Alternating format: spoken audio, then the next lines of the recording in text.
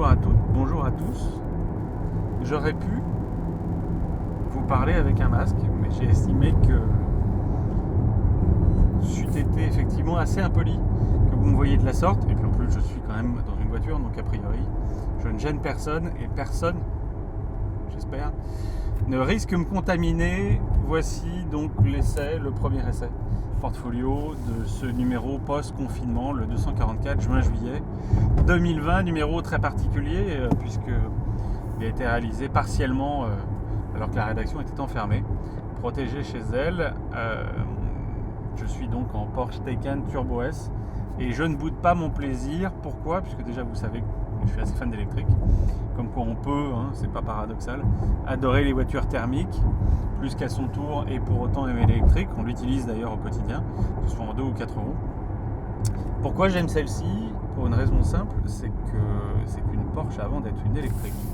Et que plutôt que de se dire que Porsche réalisait une voiture électrique et toute la complexité était d'arriver à la rendre plaisante, on pourrait plutôt se dire que Porsche, au lieu de faire un diesel ou un essence ou un hybride, a réalisé une voiture et a choisi qu'elle soit gréée en électrique, parce que factuellement c'est ce que je ressens. La direction est parmi les meilleures de la gamme, directe, hyper précise, bonne consistance, pas trop collante. Le freinage, on est sur du PCCB monumental, parce qu'il ne faut pas oublier qu'on est sur une voiture quand même à plus de tonnes 4.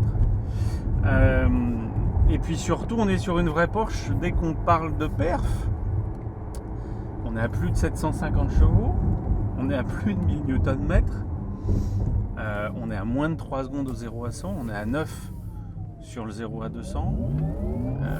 Si ça, c'est pas une Porsche, ah oui, j'ai oublié, 260 km/h en pointe, peut-être pas très longtemps, mais 260 tout de même, sachant que la plupart des Allemandes sportives sont limitées à 250. On est à quoi ? Pas loin de 400, là je veux dire 350 en moyenne d'autonomie. Et la voiture récupère bien. Elle ne fait pas de bruit, ou très peu. Elle peut en faire. Et elle se met à grommeler. Et on a l'impression pour le coup d'être dans une voiture de Star Wars ou dans un speeder. À vous de choisir, c'est plutôt cocasse d'ailleurs pour une auto qui existe en spider.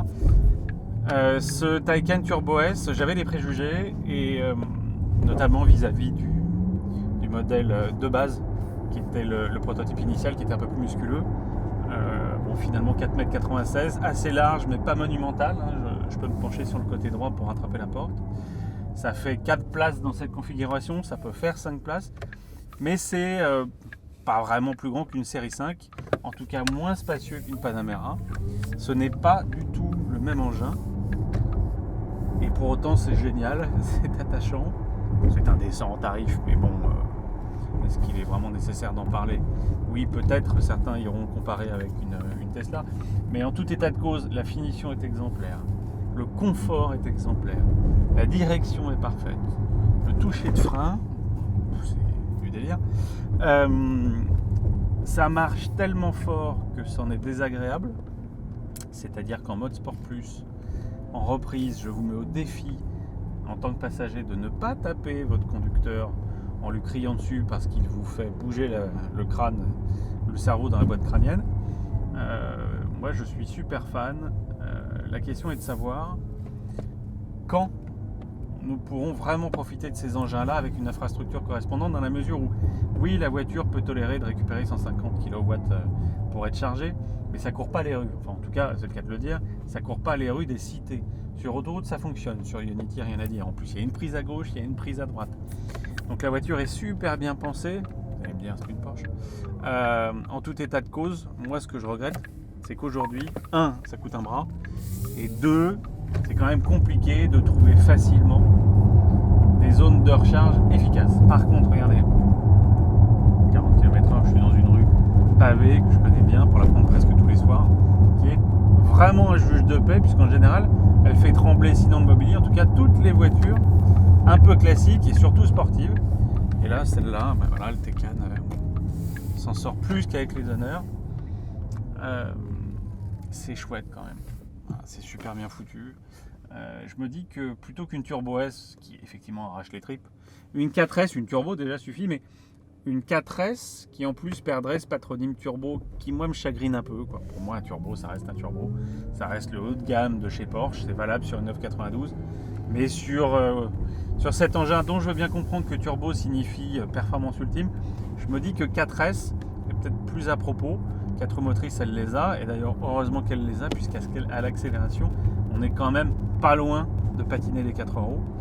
Donc je me dis qu'un 4S avec une grosse batterie et peut-être 200-300 chevaux de moins suffit largement, d'autant que le prix est quasiment amputé de 40%.